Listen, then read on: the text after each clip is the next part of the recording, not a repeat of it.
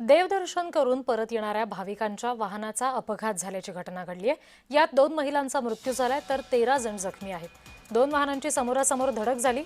जळगावच्या जामनेरमधील मालदावाडी जवळची ही घटना आहे।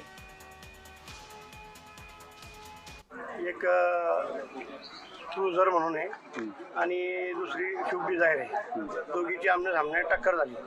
टक्कर झाल्यास दोघी हे जे लेडीज होते एक साईडला बसलेले होते म्हणे, एक साईडला गाडी ठोकल्या कारणानं दोघी ऑन द स्पॉट लेडीज तिथेच जागेवरच एक्सपायर झाले।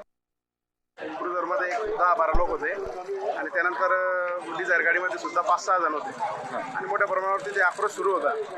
अशा वेळेला तिथे पोहोचल्यानंतर स्पॉटवर पोहोचल्यानंतर मी आपले जालंधर राजपूत आरोग्य दूत यांना ॲम्ब्युलन्ससाठी कॉल केला आणि आमच्या मागेच आमचे भाजपाचे जिल्हाध्यक्ष चंद्रकांत पाविस्कर ते सुद्धा बोदळला होते, त्यांना सुद्धा कॉल केला की ते मोठा ॲक्सिडेंट झालेला आहे। त्यानंतर 1-2 आमची प्रायव्हेट गाडी त्या ठिकाणी होती, त्या प्रायव्हेट गाडीमध्ये जे किरकोळ जखमी होते त्यांना पटापट त्या ठिकाणी टाकले आणि त्यांना इथून जामनेरला आपल्या सिव्हिल हॉस्पिटलला त्या ठिकाणी आणण्यात आलं।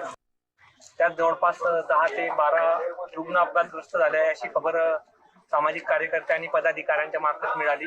तात्काळ आम्ही पूर्ण उपजिल्हा रुग्णालय परिवार तिथे उपस्थित राहिला, 3 ॲम्ब्युलन्स उपलब्ध करून दिल्या। जवळपास 12 रुग्ण आपल्या दवाखान्यात दाखल झाले।